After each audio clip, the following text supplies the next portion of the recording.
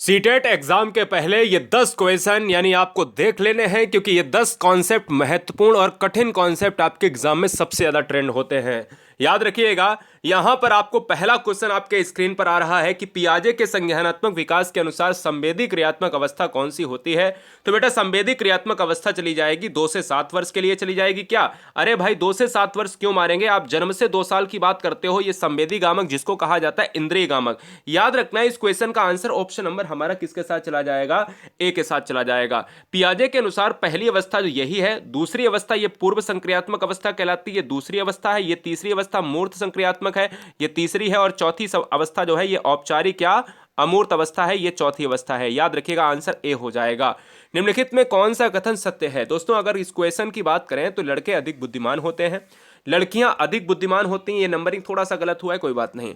बुद्धि का लिंग से संबंध नहीं है, सामान्यतः लड़के लड़कियों से अधिक बुद्धिमान होते हैं। दोस्तों मैं आपको बता दूं कि जो इंटेलिजेंस होता है, बुद्धि जो होता है, वो लिंग से कभी प्रभावित ही नहीं होता। यानी कोई भी अगर प्रोग्रेस करना चाहे तो वो कर सकता है, सिंपल सी बात। तो ना तो आपके लड़के बुद्धिमान आप कह सकते हो, लड़कियों को नीचा नहीं दिखा सकते।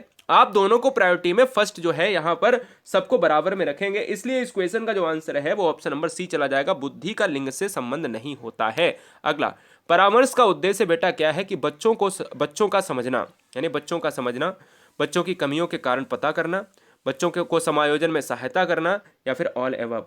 देखिए दोस्तों सिंपल सी बात है कि आप ये क्वेश्चन पेडागोजिकल कॉन्सेप्ट का कर रहे हो। 13 नंबर का जो आंसर चला जाएगा वो ऑप्शन नंबर डी हो जाएगा, क्योंकि ये सहायता करना, कारण पता करना, बच्चों को समझना, उनके बारे में जानना, ये पॉजिटिव ही तो है ना। अगला क्वेश्चन, बच्चों में नैतिकता की स्थापना के लिए सर्वोत्तम मार्ग कौन सा है? दोस्तों यदि आप पहली बार है गुरुजी वर्ल्ड एग्जाम स्टडी पर, तो क्विक रिवीजन 10 क्वेश्चन की सीरीज चल रही है, जो ऐसे क्वेश्चन जो डायरेक्ट एग्जाम में मिलेंगे। सब्सक्राइब कर लो अगर आपको बनना है एक बेहतरीन सरकारी विद्यालय में अध्यापक अध्यापिका। बच्चों में नैतिकता की स्थापना के लिए सर्वोत्तम मार्ग कौन सा है? 14 नंबर का आंसर चला जाएगा बी के साथ, क्योंकि शिक्षक का आदर्श रूप में व्यवहार करना यही सबसे पॉजिटिव है।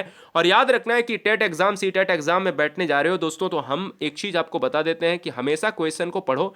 पॉजिटिव अगर आंसर है तो पॉजिटिव वे में ही आंसर लगाना है, निगेटिव आंसर कभी नहीं लगाना है।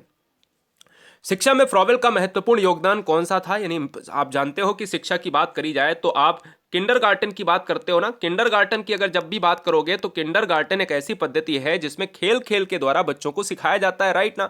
और फ्रॉवेल इस क्वेश्चन के लिए सबसे सटीक बैठेंगे। अगला क्वेश्चन आपके स्क्रीन पर है 16 नंबर, यानी 6 नंबर आप कह दीजिएगा, 6 नंबर कहोगे क्योंकि यहां पर 1-2 की सीरीज 11-12 में चेंज हो गई।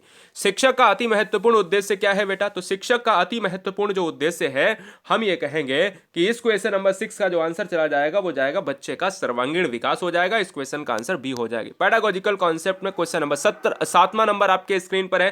कहता है दोस्तों, डॉट डॉट तथा डॉट डॉट की विशिष्ट अन्योन क्रिया का परिणाम विकास के विविध मार्गों और निष्कर्षों के रूप में हो सकते हैं। हमने कहा दोस्तों चाहे कैसा भी क्वेश्चन आ जाए, लेकिन हेरिडिटी और एनवायरनमेंट आपको जरूर लेना है। यानी वंशानुक्रम और वातावरण हमेशा साथ में आएंगे। वातावरण यानी पर्यावरण, कुछ भी हो सकता है। तो इस क्वेश्चन का आंसर क्या चला जाएगा? वंशानुक्रम तथा पर्यावरण की विशिष्ट अन्योन क्रिया या अंतः क्रिया का परिणाम विकास के विविध मार्गों और निष्कर्षों के रूप में हो सकते हैं। 8 नंबर कहता है कि 6 से 14 वर्ष के बीच के आयु के बच्चों को एक मौलिक अधिकार के रूप में मुफ्त और अनिवार्य शिक्षा देने के उद्देश्य से सर्व शिक्षा अभियान वर्ष कौन से साल में यूज किया गया था, कौन से साल में जो है शुरू किया गया था? तो आपको पता है कि निःशुल्क शिक्षा कितने साल के बच्चों के लिए? 6 से 14 साल के बच्चों के लिए। पहली बात तो ये भी क्वेश्चन आ सकता है। दूसरा, ये कब आया? तो इस क्वेश्चन का आंसर हो जाएगा ऑप्शन नंबर सी हो जाएगा। तो 2001 में जो है सर्व शिक्षा अभियान वर्ष शुरू किया गया था। अगला क्वेश्चन कुछ इसी तरीके से है। कहता है कि भाई जो स्तरीय गुणवत्तापूर्ण जो शिक्षा है ना, वो शिक्षक शिक्षा के लिए पाठ्यक्रम ढांचा समझ रहे हो ना दोस्तों, कैरिकुलम राष्ट्रीय अध्यापक शिक्षा परिषद द्वारा वर्ष डॉट डॉट में निकाला गया। यानी कुल मिलाकर कहा जा रहा है कि जो गुणवत्तापूर्ण शिक्षा है वो एक शिक्षक के द्वारा, जो कैरिकुलम है वो राष्ट्रीय अध्यापक शिक्षा परिषद के द्वारा बिल्कुल निकाला गया था। किसके द्वारा निकाला गया? गुणवत्तापूर्ण शिक्षा को राष्ट्रीय अध्यापक शिक्षा परिषद के द्वारा निकाला गया। अब पूछ रहा है ये कब निकाला गया? तो 1998 में निकाला गया।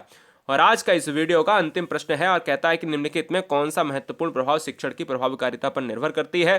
तो दोस्तों अगर मैं बात करता हूं इस क्वेश्चन में, तो हम यही कहते हैं कि अगर जब प्रभावकारिता की बात करें तो यहां पर शिक्षक की विषय, यानी शिक्षक का जो विषय है ना, उसके बारे में एक अच्छी समझ, जिससे बच्चे को आसानी से अपनी भाषा में, उसकी भाषा में, लैंग्वेज में, एक मातृभाषा में चीजों को सिखा पाए।